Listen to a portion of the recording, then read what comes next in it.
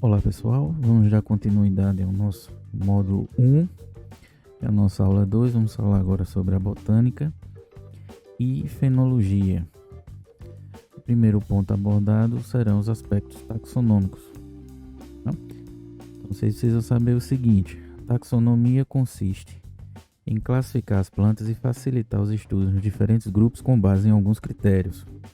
Nomenclatura dá nome aos indivíduos e aos grupos a que eles pertencem. Tá?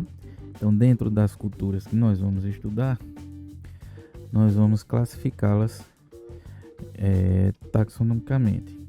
Vamos lá.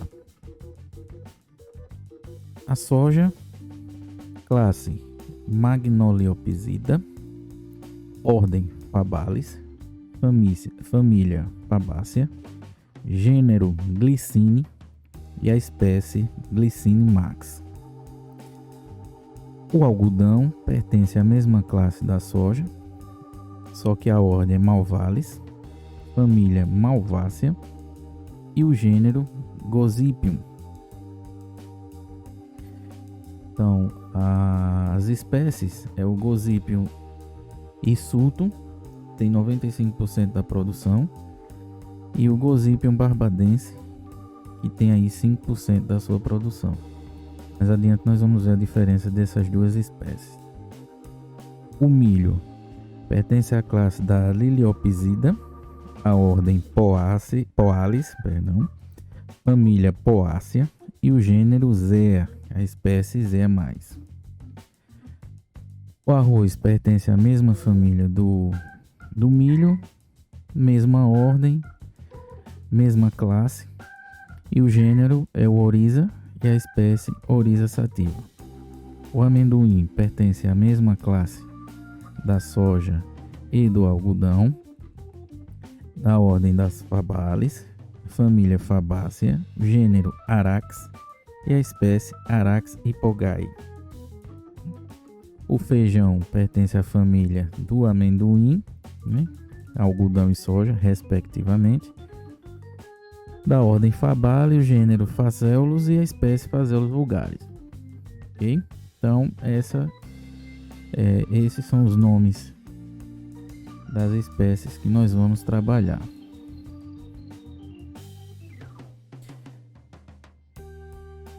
Agora vamos falar um pouco dos aspectos morfológicos. Quais são as características gerais em relação à morfologia dessas plantas? A soja. Primeiro que a soja tem uma grande variabilidade genética, é também influenciada por fatores do meio ambiente, tais como luz, temperatura e umidade. E isso, pessoal, para todas as culturas, tá? Não só para a soja, mas o ambiente ele influencia em todas as culturas. A soja é uma cultura anual, ciclos que podem variar entre 80 e 160 dias. E o sistema fotossintético C3. Sobre sistema fotossintético, nós vamos discutir isso em um módulo extra à parte. Nós vamos trabalhar esse sistema fotossintético. Ok? O hábito de crescimento é determinado ou indeterminado, isso aí vai depender da cultivar. No caso do algodão, o algodão ele pode ser apresentado de forma herbácea ou arbóreo, tá? O herbáceo é o nome que se dá comumente ao algodão de ciclo anual, embora ele seja arbustivo, né? O algodão de ciclo anual ele é mais cultivado no centro-sul e sul do Brasil. Já o arbóreo ele é de ciclo perene e é mais comum no Nordeste. Tem um ciclo de 165 a 180 dias, apresenta uma arquitetura cônica, sistema fotossintético C3, o hábito de crescimento indeterminado, e os produtos que o algodão nos fornece é a pluma, o caroço, o linter e a fibrilha. O caroço pode extrair o óleo, ele pode ser cru e refinado, a torta, chamada torta de algodão, o farelo e as sementes.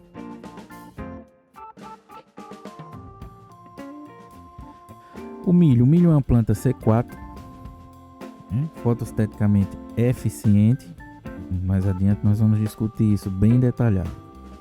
Características botânicas e morfológicas favoráveis ao seu desenvolvimento em ambientes diversos. Então, praticamente em todo o Brasil se pode cultivar o milho. Isso também devido ao melhoramento genético dessa planta. O ciclo varia entre 105 a 180 dias, de acordo com a cultivar, e pode chegar a 2,5 metros de altura. O caule apresenta a aparência de um bambu. O arroz é uma planta anual, herbácea, sistema fotossintético C3, requer temperatura ao redor aí de 24 a 30 graus. Então, uma planta que em nossa região ela se adapta bem. O ciclo varia entre 100 a 140 dias para a maioria das cultivares de sistema inundado. No sistema de sequeiro, o ciclo vai de 110 a 150 dias, 155 dias. O amendoim é uma planta herbácea, sistema fotossintético C3. Então vocês percebem que a maioria das espécies que nós vamos trabalhar na disciplina apresenta um sistema fotossintético C3. Tá? O ciclo do amendoim vai de 100 a 140 dias, tá? Só que os cultivares precoces, que são os mais plantados aqui no Brasil, ele apresenta ciclo de 87 a 90 dias. Altura máxima de 70 centímetros e o hábito de crescimento ereto ou rasteiro, dependendo da cultivar. Esse crescimento rasteiro são as cultivares americanas e o de crescimento ereto de cultivares brasileiras. O feijão é uma planta herbácea, sistema fotossintético C3, ciclo curto, entre 80 a 100 dias, conforme a cultivar, e o hábito de crescimento determinado ou indeterminado. Okay? As raízes. Vamos ver como é que se comportam as raízes dessas espécies. A soja. A soja apresenta raízes principais e secundárias. Vamos lá. Está dividida em 3 partes. Primeira, a radícula do embrião, né? Essa partezinha aqui do embrião, ela cresce verticalmente para baixo, né? Desta cresce a raiz principal, tá? E dependendo da temperatura do solo, é um fator importante para o desenvolvimento da soja. Com a média de 22 a 27 graus, a raiz pode desenvolver-se até 2,5 a 5 centímetros por dia. Tá? A segunda parte, com o ciclo do florescimento e formação das vagens, a raiz principal ela continua seu crescimento, podendo alcançar aí até 75 centímetros de profundidade, e as raízes laterais continuam se ramificando até os 15 centímetros da raiz axial. E o terceiro período de crescimento e desenvolvimento dessas raízes é o período entre a formação da vagem e o enchimento de grão. E a maturação fisiológica ela diminui o crescimento da raiz principal, que é essa raiz aqui. Por outro lado, há o aumento no desenvolvimento e penetração das raízes secundárias, né? Isso nessa terceira fase aí de desenvolvimento da planta. Uma característica importante na raiz da soja, não só da soja, também no feijão, tá? Que são encontrados esses nódulozinhos aqui, esses nódulos na raiz, que é resultado da interação simbiótica de bactérias do gênero Bradyrhizobium. E o que é isso aqui? O que é que essas bactérias causam na raiz? Elas fornecem nitrogênio fixado no ar atmosférico e em troca eles recebem o hidrato de carbono. Tá? Então há essa simbiose e o desenvolvimento da soja. Isso acontece também nas raízes do feijão. O algodão. A raiz do algodão é uma raiz pivotante, pode atingir até 2 metros de profundidade. 80% da matéria seca está entre 0 e 20 centímetros. De 1,2 a 100 centímetros por dia é a taxa de crescimento dessas raízes, e aí a fase vegetativa, né, da planta. E essas raízes superficiais, elas são numerosas. Então aqui a gente tem o desenvolvimento dessas raízes aqui, podendo chegar aí até 91 centímetros aproximadamente com 50 dias de desenvolvimento.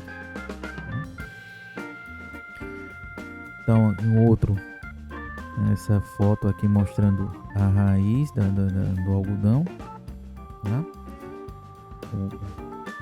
O seu desenvolvimento, a raiz pivotante aqui, bem destacada. O milho. O milho apresenta um sistema radicular fasciculado, né? Isso a gente é visível. A profundidade de 0,3 a 3 metros de profundidade. A raiz do milho, ela se apresenta de três formas: raiz primária e seminal, raiz primária ou seminal, as adventícias e as nodais, e fica abaixo do solo.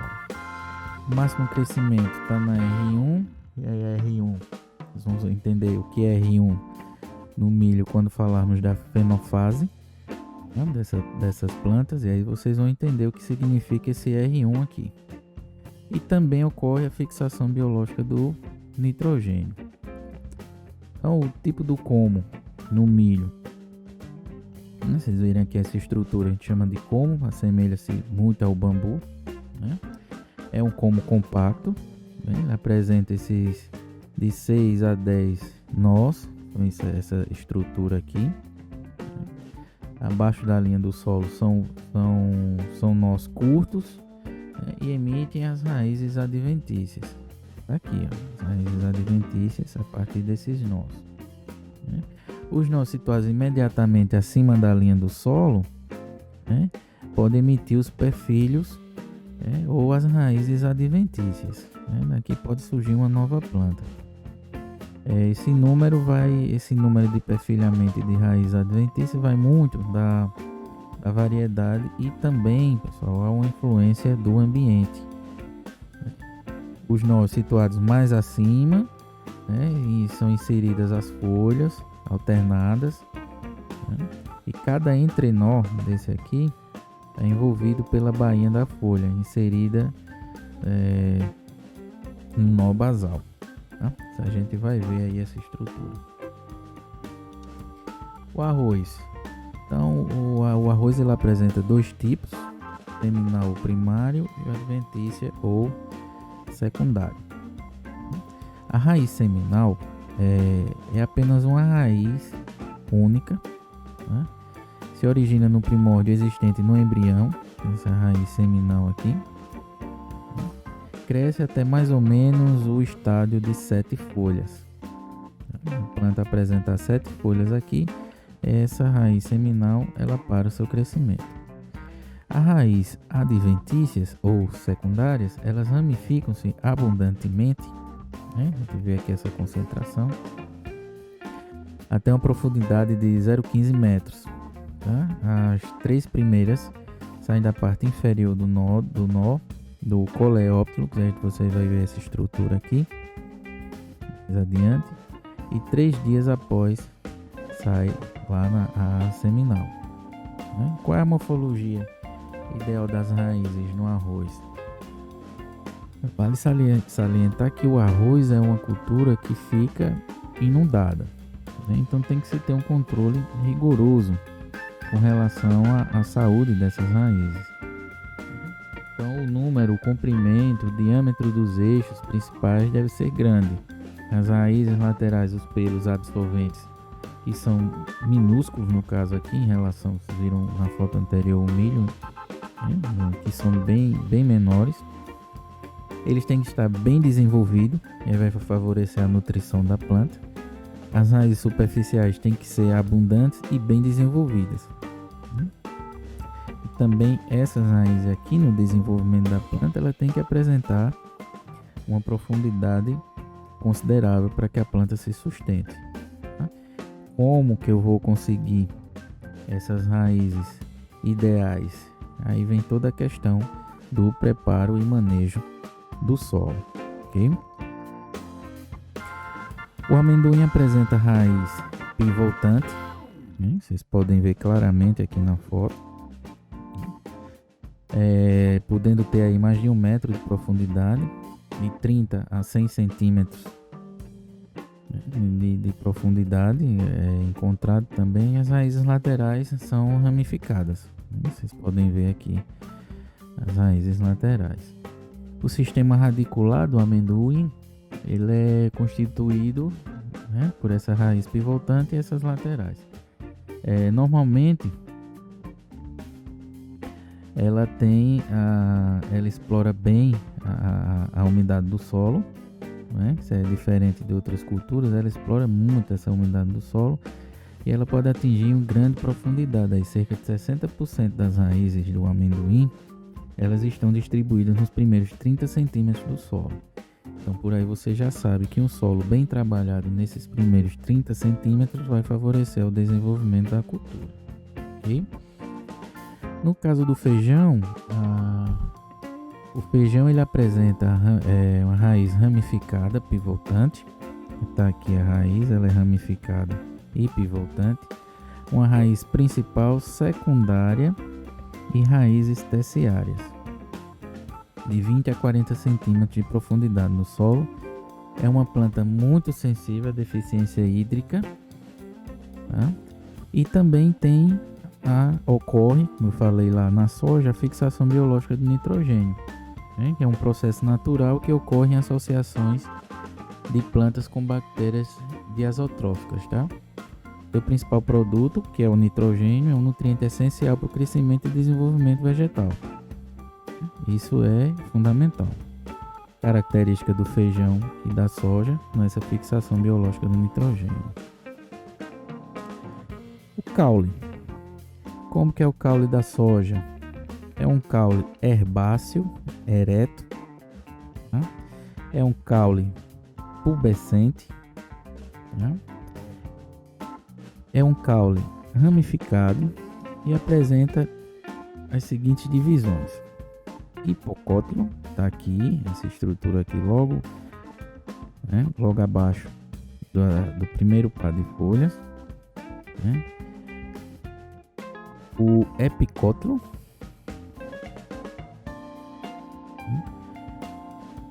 e o internódios, certo? Então, o hipocótilo é a primeira porção desenvolvida do caule. Ele está aqui, esse hipocótilo. Logo após dele vem o epicótilo, né? E essa porção do hipocótilo ele fica entre as raízes e os cotilédones. Então é essa estrutura aqui, ó. O epicótilo ele fica entre os cotilédones, que está aqui, e as folhas primárias, tá? Que são essas folhas aqui. E após o epicótilo são formados os internódios, tá? Em cada nó, tá, há uma folha e nas axilas destas uma gema lateral. E aí vai desenvolver outra folha, dando o crescimento da planta. Então, o tipo de crescimento ele pode ser determinado. Esse crescimento aqui. O semi-determinado e o indeterminado. Ele apresenta aqui o tipo de crescimento indeterminado, ele não para. O crescimento determinado, chega a uma altura e ele para. Ele tem aqui, em relação ao hábito, ele pode ser ereto, semi-ereto e prostrado. Então, em relação ao hábito, ele está aqui, o hábito ereto, semi-ereto e o hábito prostrado. Então, vocês observam os ramos laterais para caracterizar esse tipo de comportamento. O algodão.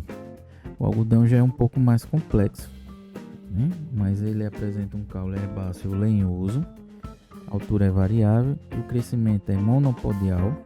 O que é um crescimento monopodial? Crescimento monopodial é um termo botânico que se refere à maneira da brotação que essa planta apresenta.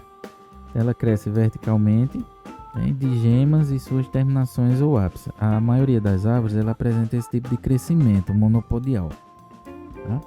Então ele tem aqui sua haste principal e uma dominância apical.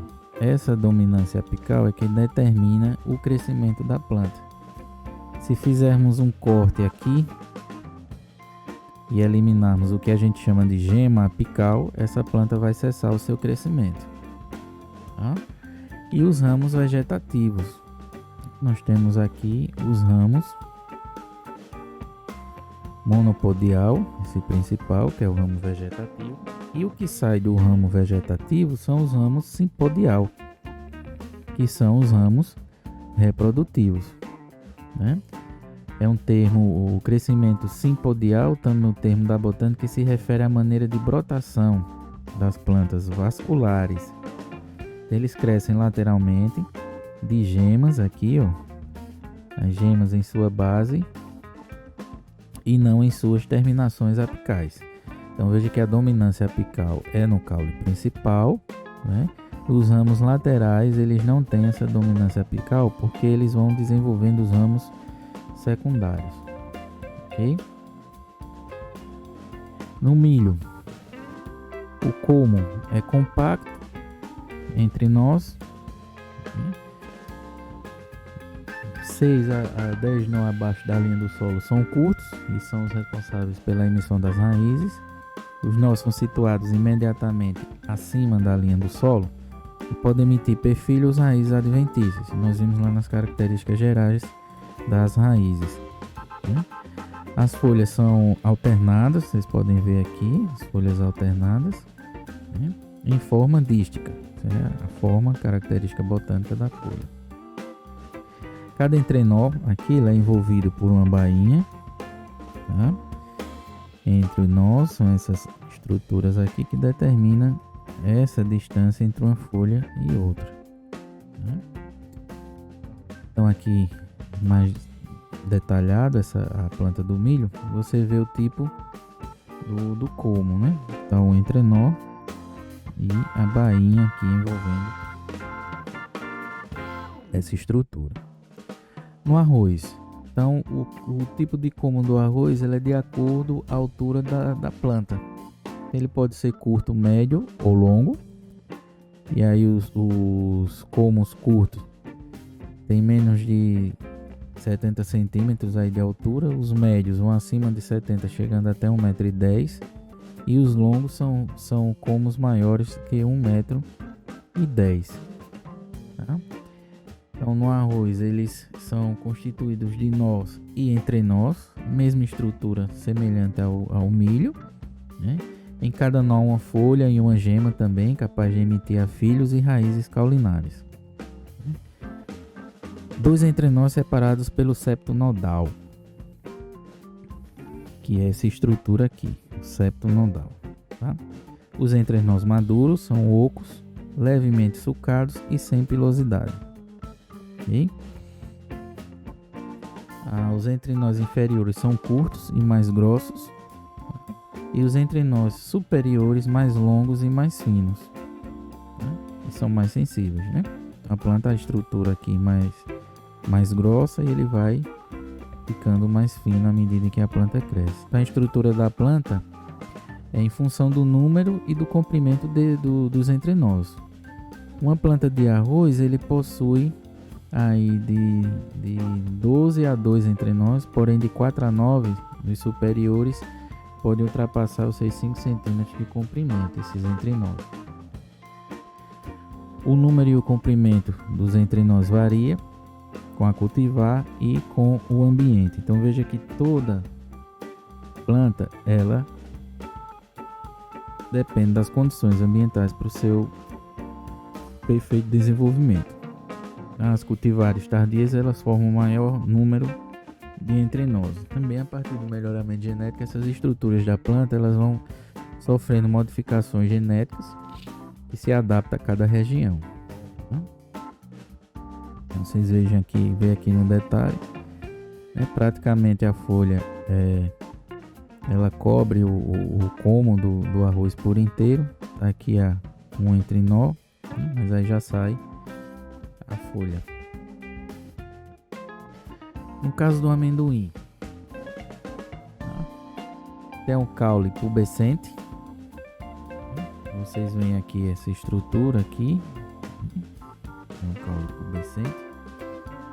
Haste principal com ramos primários, ramos secundários e ramos terciários. Os ramos primários é o crescimento horizontal. Na variedade de porte ereto, a haste principal ela pode crescer verticalmente, atingindo em torno de 50 a 60 centímetros de altura. A planta apresenta uma arquitetura basicamente da haste principal, dos ramos primários, que também crescem de forma vertical, e poucos ramos secundários ou terciários. Nas variedades com portes rasteiros, a haste principal também é vertical, porém ela é mais curta, atingindo aí de 20 a 30 centímetros de comprimento. O ramo primário ele cresce horizontalmente e se espalham pelo solo, emitindo alternadamente gemas reprodutivas ou ramificações secundárias e terciárias.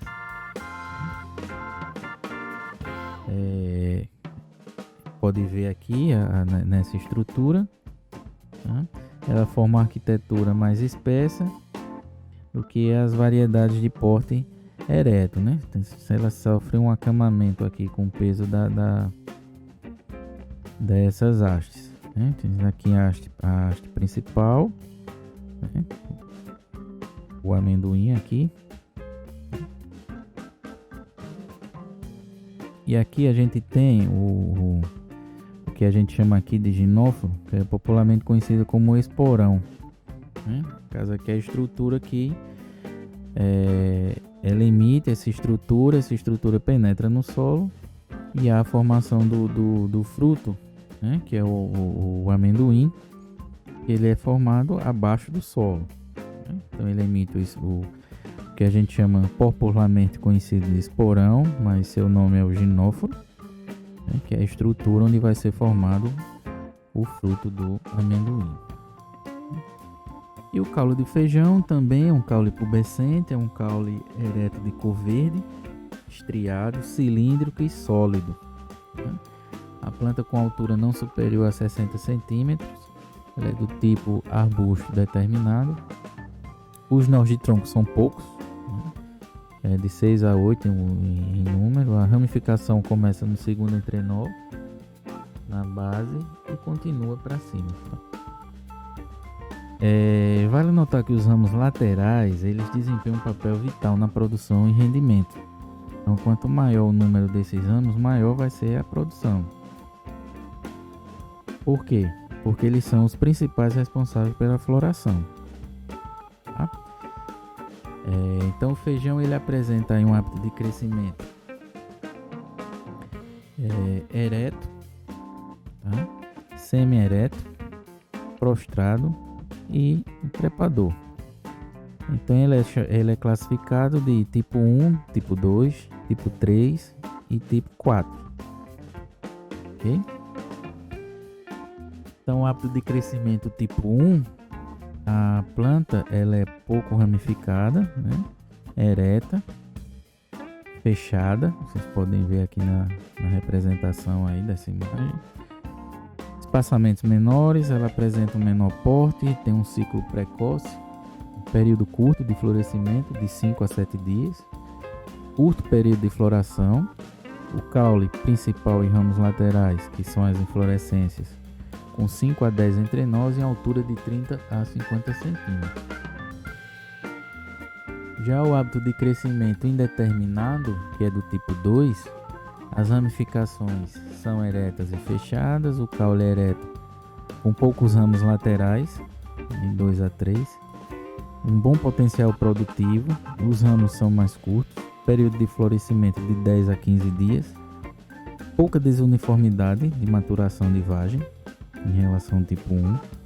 Após a floração, as plantas continuam crescendo em ritmo mais lento e o ciclo mais longo em relação a do tipo 1. O do tipo 3, que é indeterminado prostrado, então a imagem já vê aqui a planta ela deita no solo, né? Tem grande número de ramificações, as ramificações são abertas, né? Bem desenvolvidas, ciclo mais longo, altamente produtivas, o caule principal e laterais podem ter aptidão trepador, né? Constitui a maior parte dos cultivares em uso. Então, esse é no tipo 3, são as mais cultivadas. E após a floração, o caule principal e alguns laterais podem se destacar como guias. O do tipo 4, que é o trepador, tem baixo número de ramos laterais em cada nó, o ciclo é mais longo, colheita parcelada, tá?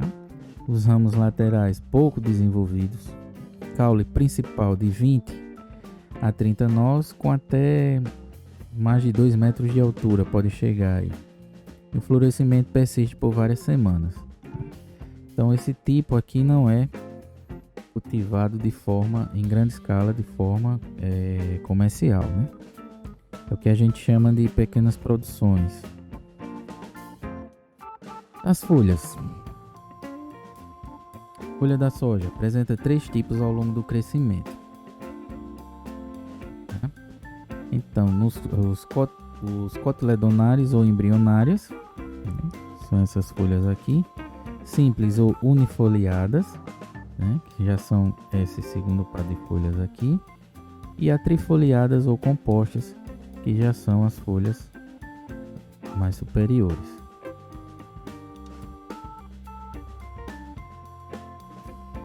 No algodão, as folhas são pecioladas, ou seja, quando o pecíolo está presente, o pecíolo, né, é uma estrutura dentro da folha, né? Elas são alternadas, aqui elas são alternadas, né, na planta, e são folhas cotiledonares simples e trilobadas e pentalobadas. Então, o pecíolo, como eu falei anteriormente, ele é um segmento da planta, da folha, ele prende ao ramo ou tronco, tá? Vocês podem ver aqui, ó. Aqui o pecíolo. No milho, as folhas possuem de 10 a 25 folhas por planta, tá? São folhas alternadas, né, lanceoladas, né, tem uma forma de lança, lisas e cerosas, né? Divide-se em bainha, aqui, bainha, lâmina, limbo, foliar. A lâmina aqui e o limbo foliar. A última folha mais alta é chamada folha bandeira. Essa folha bandeira é interessante porque ela serve como ponto de referência para a determinação da altura da planta, tá? Então a altura da planta é retirada pela folha bandeira. No caso aqui, essa aqui é a folha bandeira.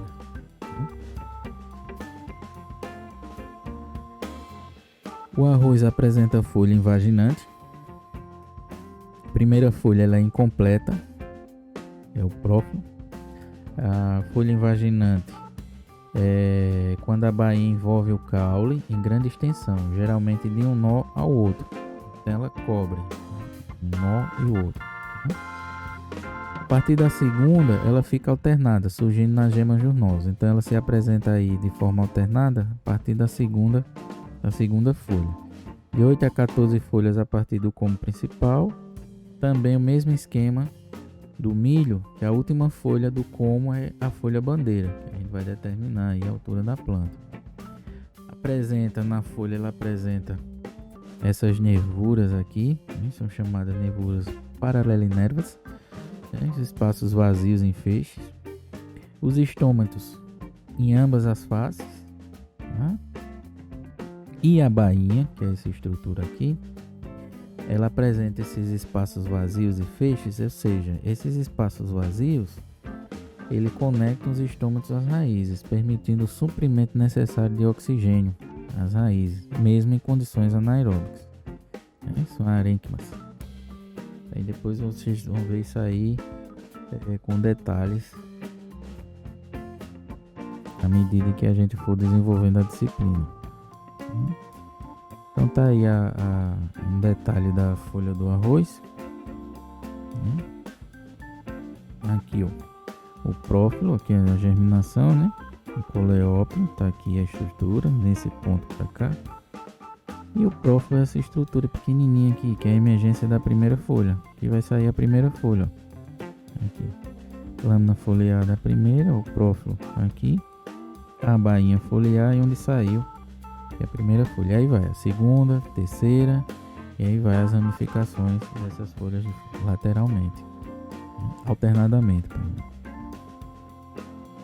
As folhas também como perfilhamento, que são esses perfilhos primários, eles surgem na base das folhas de cada nó, tá? Eles não são alongados. Dão origem aos perfilhos secundários e terciários, ele inicia da quarta à quinta folha. Os perfilhos raízes emergem ao mesmo tempo. Há um sincronismo entre folha, perfilho e raiz, tá? Aqui, ó, o perfilho, né? Uma planta bem desenvolvida aqui, outra menor, né? Então vários aqui mostrando aqui alguma diferença no perfilhamento.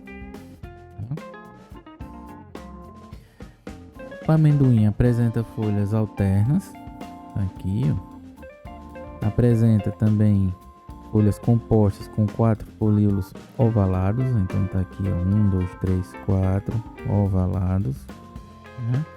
Dispostos em pares, aqui, ó.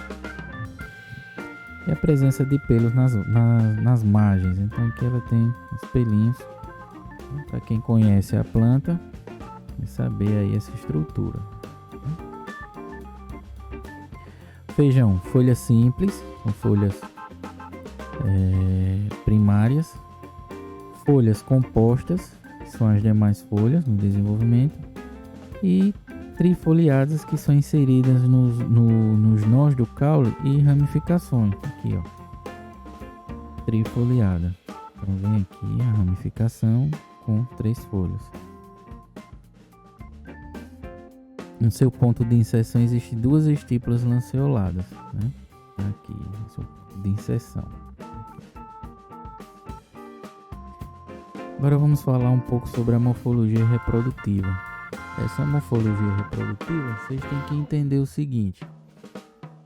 Vamos pensar um pouquinho agora aí. O que são plantas autógamas e plantas alógamas? Tudo bem.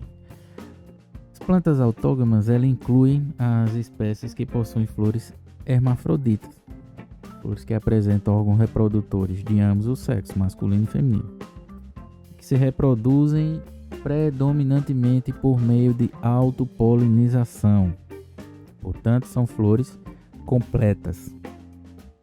Ok? As espécies alógamas, né, a autofecundação sucessiva leva a homozigose, genótipo, homozigótico, linhagem ou mistura de linhas fenoticamente semelhantes. Tá? As plantas alógamas são aquelas que realizam perfeitamente a polinização cruzada, acima de 95%. Então, neste caso, a fertilização ocorre quando o pólen de uma planta fertiliza o estigma da flor da outra planta. Então, resumidamente, autógamas praticam autofecundação natural e alógamas praticam cruzamento natural. Então, para um entendimento aprofundado, sugiro aqui a leitura, tá? Essa leitura obrigatória para vocês, o artigo de sistema sobre sistema reprodutivo de populações alógamas e autógamas. Modelo básico e equilíbrio, isso é uma publicação da Embrapa. Eu vou deixar o arquivo disponível para vocês de leitura obrigatória, a gente discutir na próxima aula, ok? Bom, estrutura da flor. Então, a função primordial da flor é a produção de sementes para a formação de novas plantas, né? E aí vai garantir a sobrevivência da espécie. Então, a flor ela é responsável pela reprodução das plantas. Para isso, elas são formadas por folhas modificadas, geralmente de cores atrativas, né? Fantástico. E formatos diferenciados. E aí, por que folhas atrativas, coloração atrativa, formatos diferenciados para atrair os seus polinizadores. Então, uma flor completa, ela apresenta as seguintes estruturas. Vamos ver aqui. Os estames, né? A estrutura masculina da flor, que é aí onde fica o filete e a antera. Aqui. O carpelo, é uma estrutura feminina da flor, né? Formado pelo estigma aqui, e o estilete. Aí vem a pétala, folhas modificadas e coloridas, com a função de atrair o polinizador. E esse conjunto de pétalas é chamado de corola. Okay? Aí vem as sépalas, né, localizado logo abaixo das pétalas. E o conjunto dessas sépalas que apresenta a coloração geralmente é verde, tá? Então o conjunto dessas sépalas é chamado de cálice. Toda essa estrutura é sustentado pelo pedúnculo. Então o órgão é a haste responsável por ligar a flor à planta. Aqui. O pedúnculo apresenta uma porção dilatada, né? Ligando a flor ao receptáculo. Aqui o receptáculo, chamado receptáculo floral, onde estão inseridos os elementos florais. Tá? Então essa é a estrutura de uma flor completa. Então vamos recordar aqui os nomes das partes femininas, né, que é o gineceu, e a masculina, o androceu. Nós temos aqui o androceu, né, o conjunto de estames, que é denominado de androceu, a parte masculina da flor.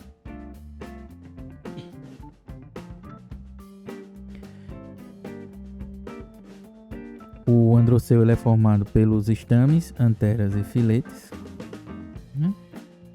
Os estames são formados pela antera e filete. O filete corresponde a uma haste longa, né, e fina, onde em sua extremidade encontra-se a antera.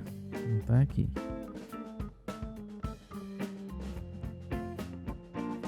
Então aqui a antera é onde há a produção do pólen.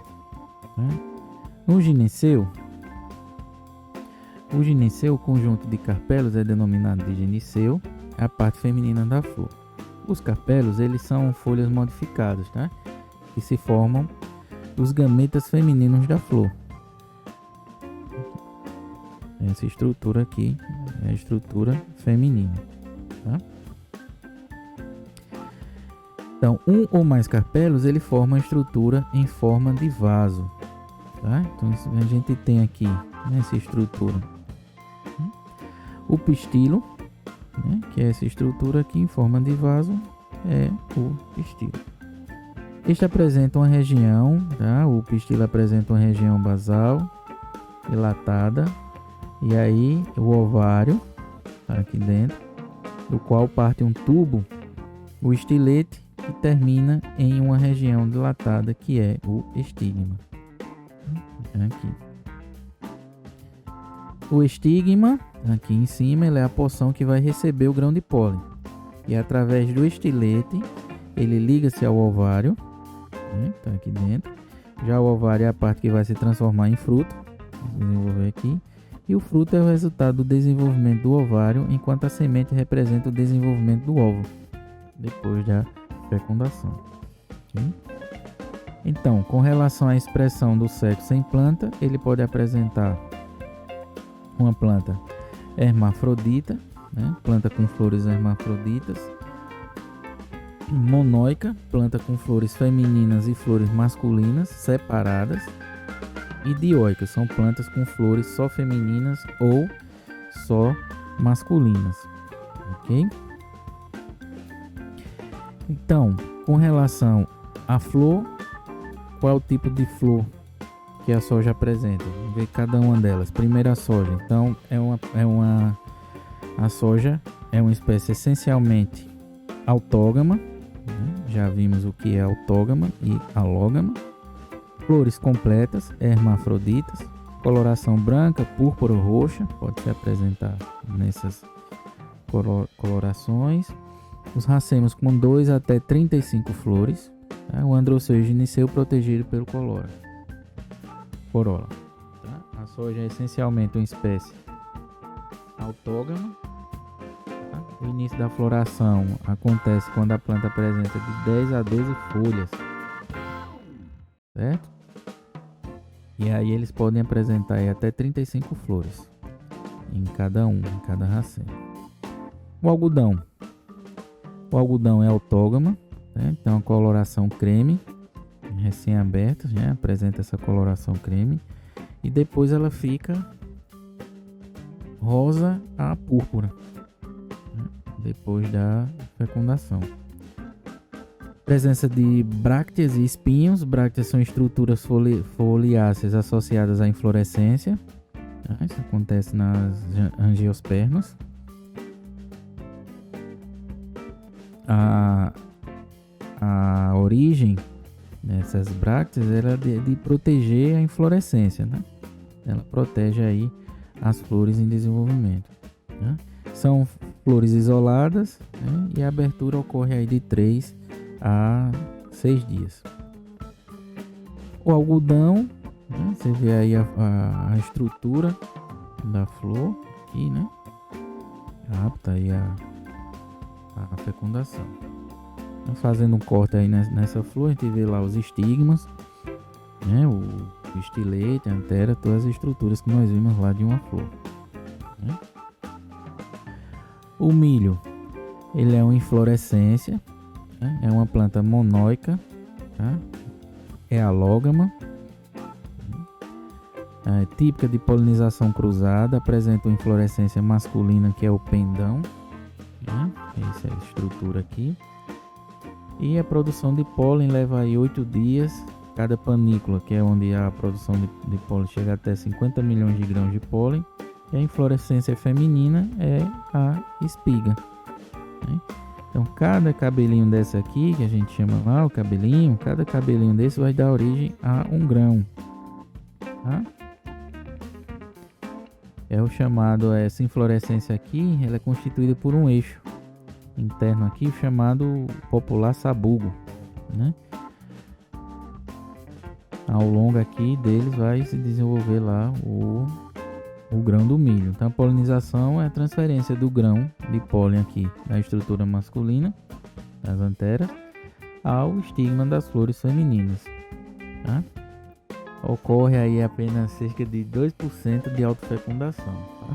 É uma planta alógama, é tipicamente uma planta de polinização cruzada. Até sua estrutura até dificulta essa polinização. O arroz são flores completas, são flores hermafroditas, autógama. A panícula é a inflorescência do arroz, né? A panícula, que é essa estrutura aqui, é a inflorescência do arroz.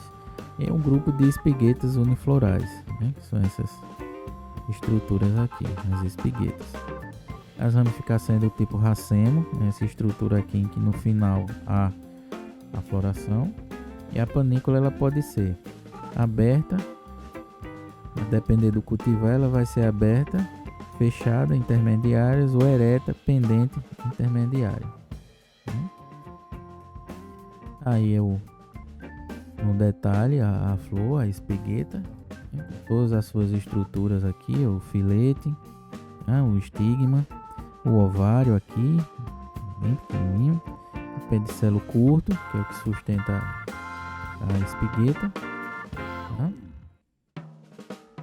O amendoim são flores amareladas, potencialmente fértil, são flores hermafroditas, é uma planta autógama, agrupadas em um ramo principal e secundário, tá? Aí vai depender da variedade também, e abre-se uma flor por vez em cada axila. Então cada florzinha aqui vai gerar um frutinho, tá? Então tá aqui a estrutura da flor. Flor muito bonita, muito atrativa, a flor do amendoim. Mais detalhe, né? A fase de floração aqui do amendoim, a flor aberta, evidenciando aqui, ó, a estrutura antera, né? Com pólenzinho já aqui nas anteras, né? E o estigma feminino aqui, né? Representado. O feijão, a coloração branca, branco amarelado, rosa ou roxa, né? Estrutura. É uma planta autógama, hermafrodita. A abertura das flores ela ocorre de baixo para cima, tá? São plantas de hábito indeterminado, nós já vimos aí, tipo 2, 3 e 4. Nas plantas do tipo 1 a abertura ocorre de cima para baixo, no inverso, né? Das tipo 2, 3 e 4. E termina quando 100% das plantas possuem a primeira flor aberta, certo? Então aqui a estrutura da flor do feijão, né? Aqui de frente, todas as suas estruturas, hein? E os frutos? O fruto da soja é do tipo vagem, né? Formato achatado e reto, pubescente, aqui os pelinhos, né? Deiscente. O que é um fruto deiscente? São frutos que quando maduros ele abre-se de modo a expor a semente, né? Estoura as vagenzinhas. E variam na coloração das vagens. Aqui, fantástico, né? A coloração.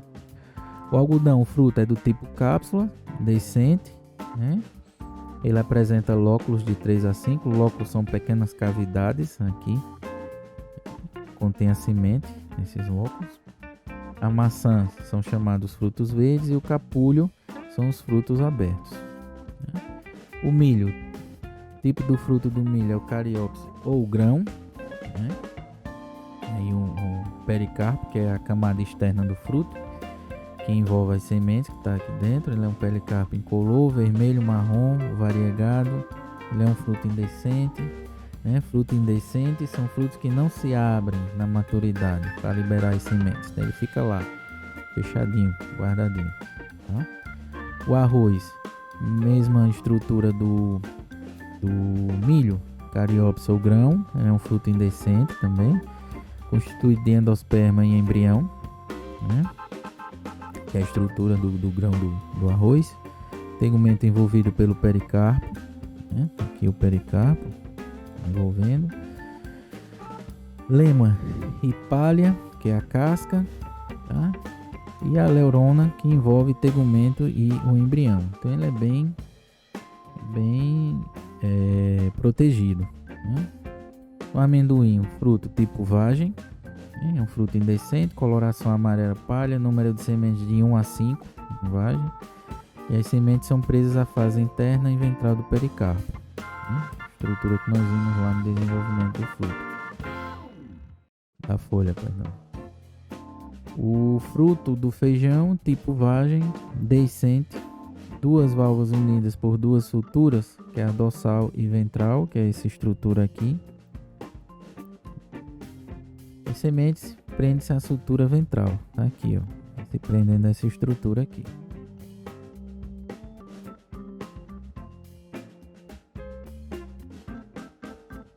Sementes são os nossos grãos. Então, descrição e desenvolvimento das sementes. Vamos pensar um pouquinho aqui no seguinte: que são sementes monocotiledôneas e dicotiledôneas. Sementes monocotiledôneas são sementes que existe um único cotilédone, daí o nome monocotiledônea. No nosso caso aqui, o milho e arroz.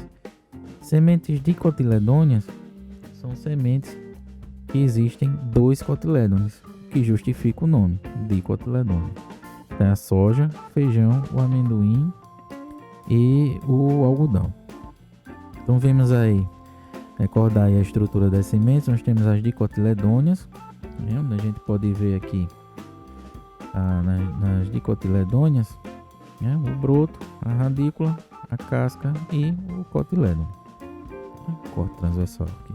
Na monocotiledônea nós temos o endosperma, o cotilédon, o broto e a radícula. Processo de germinação de uma monocotiledônea. Então, nas monocotiledôneas, o único cotilédon presente não emerge do solo. Então, veja que ele permanece durante todo o desenvolvimento no solo. Então, esse é o grande diferencial. Por quê? Porque na dicotiledônea, os cotilédons eles saem, né? Eles emergem do solo juntamente com a plântula. Então essa é a diferença da germinação do mono para uma dicotiledônea, ok?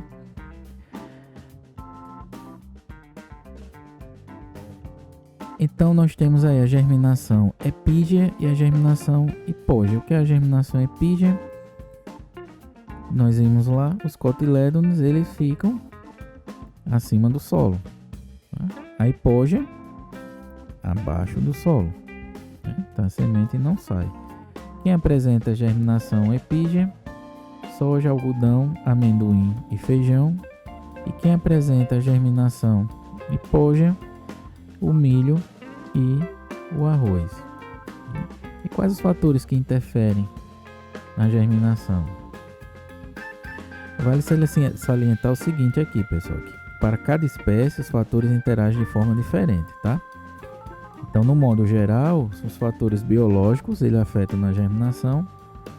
De que forma? Na qualidade do embrião, no estado das reservas e no estado do tegumento. Os fatores ambientais, na oxigenação, na luz, umidade e temperatura. E as etapas de embebição, aumento do metabolismo, a imersão da radícula, do caulículo e das folhas embrionárias. Ok? Então, esses são os fatores que afetam a germinação. Sementes da soja são sementes lisas, ovais, globosas e elípticas. Vocês podem ver na foto aí, cores amarela, preta ou verde, né? O hilo geralmente marrom, preto ou cinza. O hilo é essa estruturazinha aqui da semente. Ok? A semente do algodão é piriforme oblonga, vendo a estrutura dela aí, envolvida por dois tipos de fibra, que é o linte e a fibra comercial. O linte é 8% do peso da semente. O linte é uma espécie de penugem. É isso aqui, se observar direitinho, tem tipo um penugemzinho preso à semente. É utilizado, essa estrutura aqui é utilizada para encher colchões, travesseiro, almofada, então é com esse linter. E a fibra comercial, que aí a fibra que é o caroço corresponde aí de 35% a 65%, é o que a gente encontra na literatura, né? Mas na prática em campos chega aí a 39% a 61%. Semente do milho tem uma estrutura dentada, semi-dentado ou duro, peso varia de 0,25 a 0,3 gramas e sua composição principal aí é o amido com 72%. Né? Semente do arroz, cada panícula pode conter aí de 70 a 300 sementes, né? Tem aí um comprimento de 5 a 11 milímetros, uma semente pequena, apresenta formas variadas, oblonga estreita, arredondada, recurvada. Sementes são divididas em grupos e subgrupos. Então, quais são os grupos de semente? Que é o agulha, o americano, o amarelo, o amarelão e o angola. Os subgrupos: carioquinha, que é o amarelo, branco, quase preto, pérola, cateto japonês. Esses são os grupos e subgrupos do arroz. O amendoim apresenta semente de cor branca, rosado, vermelho, roxo ou negro, película vermelha, rosada ou castanha, né? Isso aí tem grande valor econômico, essa película.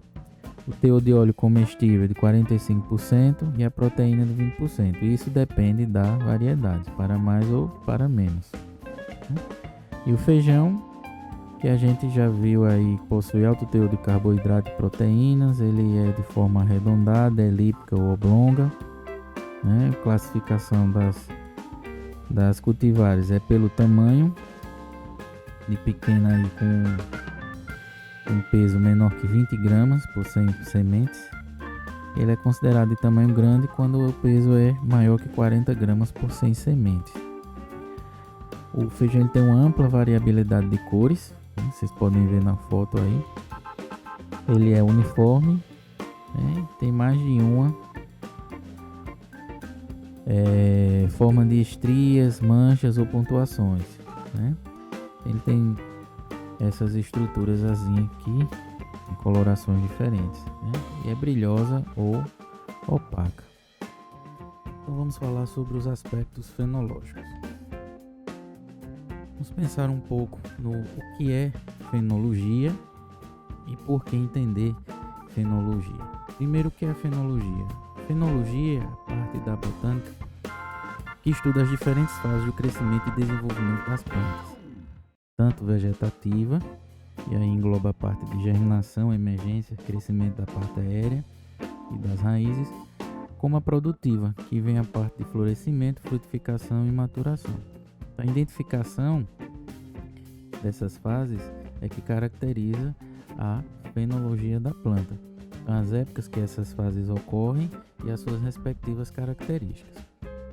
Por que entender a fenologia? Entender a fenologia de uma espécie cultivada é uma ferramenta eficaz de manejo, possibilita identificar por meio das observações dessas características morfológicas da planta o momento fisiológico que se encontra, então que o vegetal se encontra naquele momento, e as necessidades nutricionais que essa planta necessita, né? Uma vez atendidas essas necessidades, a possibilidade de um bom desenvolvimento dessa planta é visível e, consequentemente, os bons rendimentos serão conseguidos através dessas observações fenológicas. Então, sabemos que a tomada de decisão vem a partir do estudo fenológico da planta. Então, toda tomada de decisão e suas respectivas recomendações técnicas devem estar fundamentadas, né, junto com os diferentes estágios de desenvolvimento da planta. Normalmente, essa observação da fenologia de uma espécie é fundamentada em um sistema de informação constituído por letras e números. Nós vamos ver em cada cultura como que é feita essa nomenclatura da fenologia, né? Sempre vem uma letra e um número. E essa letra e número identifica cada fase de desenvolvimento da planta. Um sistema é denominado de escala fenológica. Então, cada cultivar apresenta a sua escala fenológica. O que eu quero deixar claro em relação à fenologia, em relação a dias de apresentação dessa escala fenológica. Por exemplo, a planta germinou, há quantos dias ela vai sair da fase vegetativa para a fase vegetativa. Isso aí vai depender muito das condições climáticas que essa planta se encontra em desenvolvimento, okay? Então, se tem a garantia de ela apresentar uma certa característica com dias exatos, ok? Então, o que determina esse acompanhamento, né, é a idade fisiológica e a sua idade cronológica. E qual é a diferença? O que é a idade fisiológica e o que é a idade cronológica? A idade fisiológica, ela refere-se aos aspectos negativos da idade, né? Então, a perda de vigor, o aumento a planta fica mais susceptível ao ataque de pragas, né, de doenças. Então, isso é a idade fisiológica. A idade cronológica, ela refere-se ao tempo decorrido desde a germinação da semente até a data daquela observação que você está fazendo, tá? Então, para melhor entender essa fenologia, fica o melhor nível de precisão em relação à idade cronológica. No entanto, alguns fatores podem afetar o desenvolvimento da cultura, né? Como por exemplo a abertura do botão floral. A depender das condições climáticas pode haver um atraso. Então, o que eu falei anteriormente, o número de dias pode ser diferente de uma região para outra. É importante ressaltar que os parâmetros utilizados para identificar esses estádios de desenvolvimento devem considerar as influências de todos os fatores dessa cultura. Esses fatores eles podem ser derivados do manejo, e aí entra a adoção de medidas de manejo relacionadas à condição da cultura até o ponto de colheita. E a partir do ponto de colheita você consegue determinar a alta produtividade dessa cultura. Então vamos ver aí a fenologia da soja. Como que é a fenologia da soja? A soja, a fase fenológica, ela está identificada aí na fase vegetativa com V1, V2, V3, V4 até VN, vai depender do desenvolvimento da planta, mas o que você tem que entender é o seguinte: a fase inicial, que é a VE, a fase de emergência, né, o início da germinação, se os cotilédones eles já estão acima da superfície do solo. A fase VC, que antecede a fase V1, os cotilédones já estão totalmente abertos, eles já estão desenvolvidos. Então iniciamos aí no V1, que vem o primeiro nó, as folhas unifoliadas que nós vimos lá na morfologia da planta, elas já estão completamente abertas. Depois entra na fase V2, que é o segundo nó. Fase V3, o terceiro nó, a segunda folha trifoliada aberta, e vai nesses VNs até o enésimo nó. Significa dizer que a planta acompanha o seu crescimento, esses desenvolvimentos desses nós ao longo da haste principal. O importante aqui é que da V2 a V4, nessa fase vegetativa, a planta apresenta folhas já definidas, e já está preparada fisiologicamente para seguir o seu desenvolvimento independente, ou seja, ela passa a produzir seu próprio alimento, e aí a fotossíntese. A fase reprodutiva, ela inicia na R1. Essa fase reprodutiva é o início do florescimento. Essa fase R1. A fase R2, enflorescimento pleno. Todas as inflorescências na haste principal já estão com as flores abertas, aptas à fecundação. O R3, o início da frutificação. Aí já vem a formação das vagens. As vagens em torno de 1,5 centímetros. Entra para a fase R4, que é a fase de frutificação plena, ou seja, a maioria das vagens no terço superior aqui da planta, elas já estão formadas com comprimento de 2 a 4 centímetros, já apresenta aí o formatozinho do canivete. Na fase R5, essa fase R5 aqui, que é o estágio das sementes, ela está dividida em 5 fases. Então ela inicia aqui no R1, que é o início da granação, ou seja, o início da formação dos grãos. Então apresenta 10%. E vai para o R5.2, e aí já vai a granação de 10 a 25%. O R5.3, granação média de 25 a 50% dos grãos já estão formados, cheios. O R5.4, a maioria das vagens já tem aí de 50 a 75% da granação máxima, e a R5, que é o final da granação, a maioria das vagens, no terço superior aqui da planta, já apresenta aí de 75 a 100% da granação máxima, tá? E aí entra na fase R6, que é as sementes formadas, granação plena, 100% da granação, entrando aqui, que a gente chama de vagem gorda, entrando na fase R7, que é o estádio da maturação. E aí essa fase aqui, ela se compreende em 3, que é a maturidade fisiológica, em 3 níveis, de 50 ela está na R7.1, de 50 a 75% de folhas e vagens amareladas na R7.2 e acima de 75% de folhas e vagens amareladas ela está no estágio de maturidade fisiológica R7.3.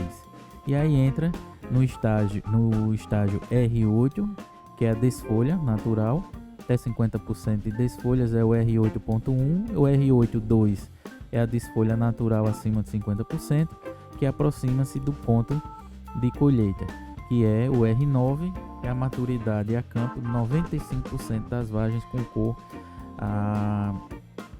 madura, apresenta a cor de vagem madura, né? Ou a marronzada, dependendo aí o que é que eu posso fazer de ações de manejo na fenologia?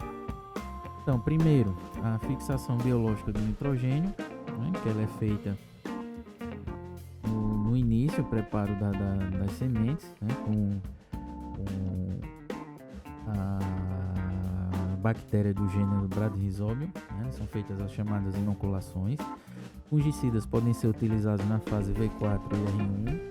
Herbicidas na pós-emergentes pode ser utilizar os inibidores de ACC-case, são os inibidores da enzima acetil coenzima carboxilase, né, que é a ACC-case, são herbicidas que foram lançados na década de 70 para controle de gramíneas. Tá?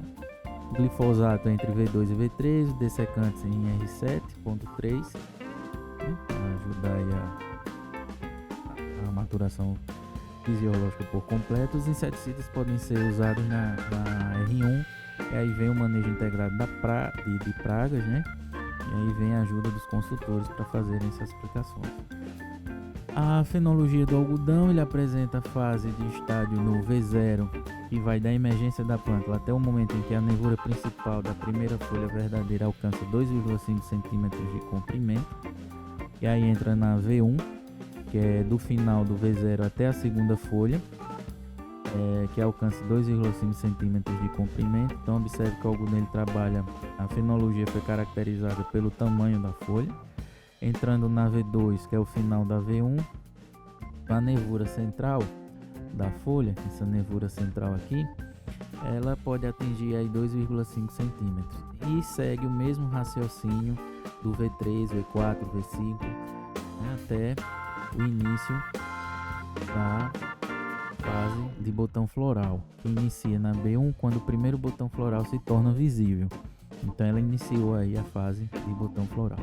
Passando por B2, o primeiro botão floral do segundo ramo frutífero fica visível. B3, primeiro botão floral do terceiro ramo e segue a mesmo raciocínio. B4, primeiro botão floral do quarto ramo, tá? Vai seguindo esse raciocínio aqui do crescimento dos botões florais, tá? Então nessa época aí, o segundo botão floral do primeiro ramo também se torna visível nessa fase aqui, B3. Então pode haver na planta, em um indivíduo aqui, ele apresentar os dois estágios, tá, de botão floral. Na fase de florescimento, o F1 é o primeiro botão floral do primeiro ramo, aqui, se transforma em flor. No F2, primeiro botão floral do segundo ramo se transforma em flor. No F3, terceiro botão floral do terceiro ramo se transforma em flor. E segue o mesmo raciocínio, gente, até chegar no ápice da planta. Então o estágio ele pode ser determinado mesmo com a ocorrência de queda do botão floral ou flor, tá? E aí se pega outras estruturas como referência. E aí entra na fase de abertura do capulho, aí a primeira maçã do primeiro ramo, seguindo a sequência do aparecimento do botão floral. É a mesma lógica, né? Para a fase de abertura do capulho. A primeira maçã do primeiro ramo se abre, transforma em capulho. No C2, primeira maçã do segundo ramo e assim vai. C3, terceira maçã do terceiro ramo e segue o mesmo critério até o C5, que é o ápice da abertura do capulho. O que é que a gente pode trabalhar nessa fenologia? Aplicação de fungicidas pode ser a primeira aplicação 5 dias após a emergência, a aplicação de ramulária de 30 dias após a emergência, com intervalo de 3 dias, a adubação de nitrogênio e potássio ele é parcelado, né? E a aplicação foliar de boro, zinco e molibdênio também se faz.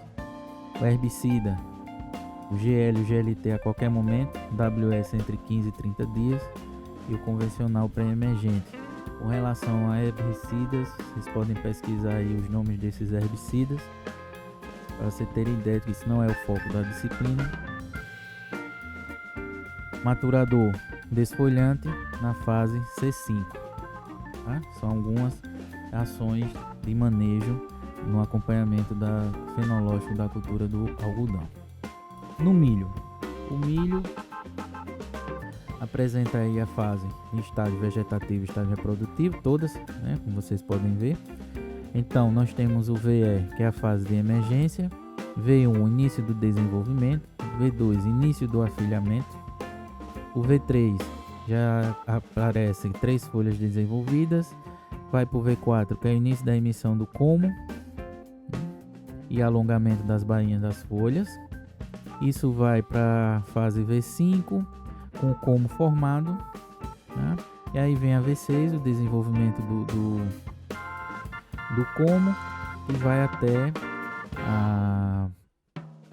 o alongamento, que inicia no primeiro nó do como visível, que entra na fase V6. Na fase V7, o segundo nó do como em desenvolvimento, e aí a planta já apresenta 7 folhas desenvolvidas. O V8, a última folha, já é visível, mas ainda ela está enrolada na planta. Ela aparece entre esses estágios aqui. O V9, a lígula da última folha já está visível, e aí entra para o V10, que é o crescimento rápido. No milho, a gente tem que ter cuidado, principalmente aqui nessa fase V10, a fase de emissão do pendão, que é a VT aqui, é a fase crítica em relação à adubação. Então o controle da adubação nessa fase aqui pode garantir uma boa produtividade, tá? Então, após a fase de emissão do pendão, a planta entra no estágio reprodutivo. O estágio reprodutivo, na R1, é o florescimento e polinização. O R2, já existem grãos em formato de bolha d'água. O R3 já são grãos leitosos. O R4 já apresenta grãos pastosos. O R5 já apresenta grãos farináceos, com início da formação dos dentes, que chamam de dentes, né? E o R6 são os grãos duros, maduros fisiologicamente. Com relação aos grãos, a gente observa aqui que existe uma linha chamada o progresso da linha do leite, no grão do milho. Vocês observam que a maturação do grão ela ocorre de cima para baixo, tá? Então tem o início do grão dentado aqui no R5, com 1/4, depois ele passa a meio, depois a 3/4. Essa linha de leite ela vai diminuindo. E o grão ele está completamente madura quando essa camada do grão maduro aqui, que é a chamada camada preta, ela está formada. Aí o grão está maduro, tá? Outra observação com relação ao milho é o estágio crítico do crescimento e seus componentes para a definição da produção. Isso é importante. Então o estágio VE ele tem um potencial, né, para se determinar as espigas por área. Hoje a gente sabe o seguinte: as espécies híbridas de milho, uma planta vai produzir uma única espiga, tá? Então a fase emergencial é crucial, tá? A fase V6 é a fase em que vai determinar as fileiras por espiga, tá? Da V6 a V12, né? V18 a depender do híbrido da cultivar. Então vai se formar os grãos por fileiras dentro da espiga. E a fase reprodutiva, que é a massa de grão. O número de grãos ele vai ser definido da R1 ao R5. E a R6 é a massa de grão, tá? E com relação à quantidade de água, a gente observa aqui em relação à umidade, o estágio reprodutivo do 5, aqui o processo de formação da linha de leite, Você vê que quanto maior a maturação do grão, menor vai ser essa umidade, até a maturidade fisiológica aqui de 35%. O ideal para a colheita do milho é em torno de 13 a 14%. Tá? Alguns produtores escolhem com uma umidade maior, que não é recomendado. Principais ações de manejo que podem ser feitas: podridão do come das raízes tem que ser monitorado constantemente. As pragas iniciais, se faz o tratamento das sementes para evitar esse ataque de pragas durante a germinação. A gente viu que essas sementes elas se desenvolvem dentro do solo, então ela não se expõe, então tem que ter esse cuidado. Controle de plantas daninhas, as doenças foliares devem ser monitoradas e controladas, as pragas de parte aérea também, a lagarta do cartucho, a broca da cana, isso a gente vai ver com mais detalhe, esse controle dessas pragas. Esses grãos ardidos, eles são grãos em espiga que sofrem um processo de podridão, a gente abre lá a espiga e a gente vê alguns grãos com esse processo, né? Isso pode ser controlado. Tá? Então a gente se faz um monitoramento de 3 e 7 dias na cultura do milho. O fungicida ele pode ser empregado entre as fases V6 e V7, tá? Que é no pré-pendoamento. Se faz a inoculação das sementes, a adubação de cobertura na fase V4 e V5, e também há algumas metodologias de condução da cultura em que não se faz a adubação de cobertura. Tá? Na parte de adubações vocês vão entender o que se trata de adubação de cobertura e adubação de plantio. Fenologia do arroz. O arroz ele apresenta a fase de plântula, que é do S0 ao S3. No S0 a semente seca, aqui o S0 a semente seca. O S1 a emergência do coleóptilo ou radículo, um ou outro. No S2 já a emergência do cotilédon, do coleóptilo e da radícula. E no S3 a emergência do prófilo e a partir do coleóptilo, que é chamado o ponto de agulha. Essa fase aqui, geralmente hoje os produtores eles fazem o pré-germinação. Essas sementes são levadas ao solo quando elas se encontram nessa fase S3. Então a partir daí ela entra na fase vegetativa, que vem a V1, que é a formação do colar da primeira folha no como principal, o V2, formação do colar da segunda folha no como principal, o V3 da terceira folha no como principal, que aí dá início ao perfilhamento. O F4 é a formação do colar da quarta folha no como principal, e aí vai, a depender da cultivar, esse desenvolvimento se segue N vezes com a formação até chegar na formação da última folha, que é o que a gente chama da folha bandeira, no como principal. E aí entra na fase reprodutiva, que é o R0, que é o início do desenvolvimento da panícula, o R1, diferenciação da panícula, o R2, formação do colar da folha bandeira, o R3, a emissão da panícula na bainha, que é a ponta da panícula acima do colar da folha bandeira. O R4 vem a antese, ou seja, uma ou mais flores da panícula em antese. Estão aptas à fecundação.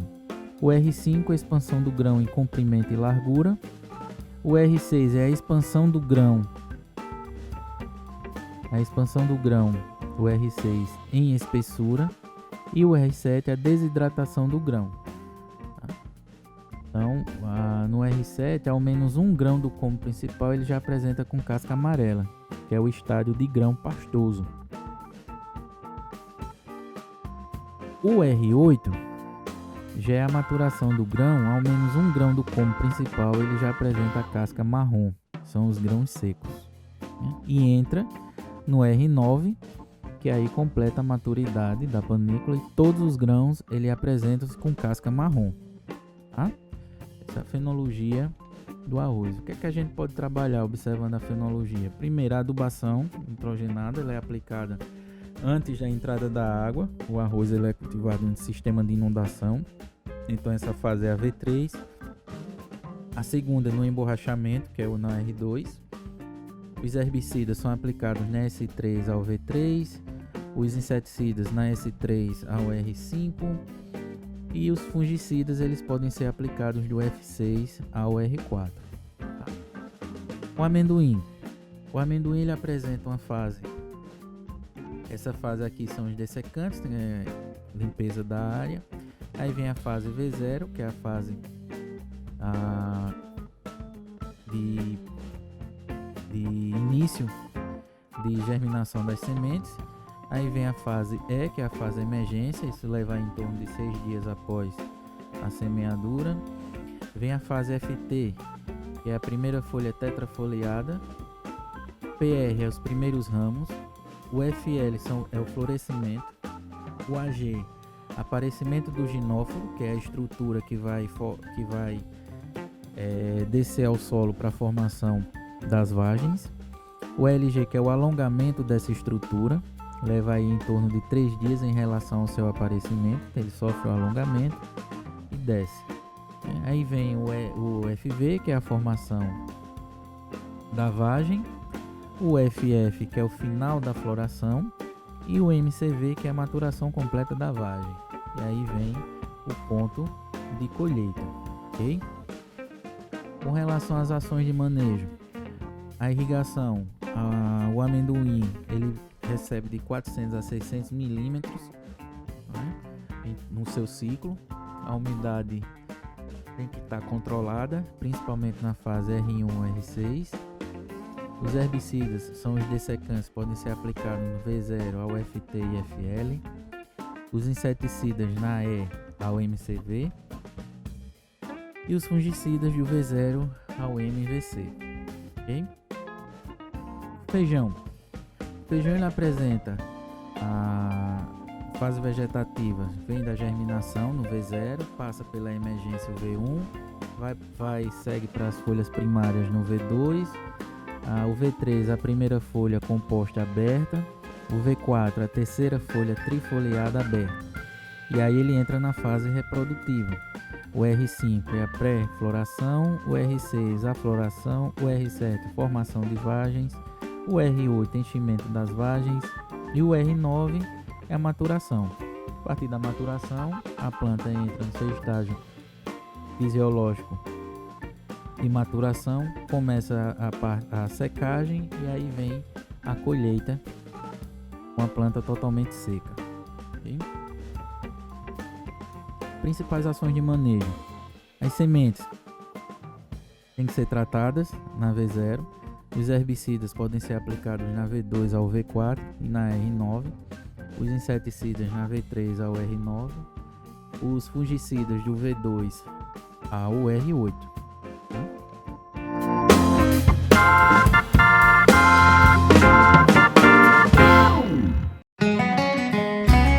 Então, vimos que cada cultura pertence a uma classe em ordem, família e gênero. Vimos também que cada cultura apresenta padrões morfológicos distintos. As plantas podem apresentar sistema radicular pivotante, fasciculado, e algumas apresentam o processo natural de fixação biológica do nitrogênio. O caule pode ser herbáceo, lenhoso, tipo como. Vimos também que uma planta pode apresentar o sistema de reprodução autógama ou alógama. Os frutos dessas espécies em estudo podem ser tipo vagem, cápsula ou grão. As sementes podem ser monocotiledôneas ou dicotiledôneas, com germinação do tipo epígea ou hipógea. E finalizamos observando que cada espécie cultivada apresenta um aspecto fenológico peculiar.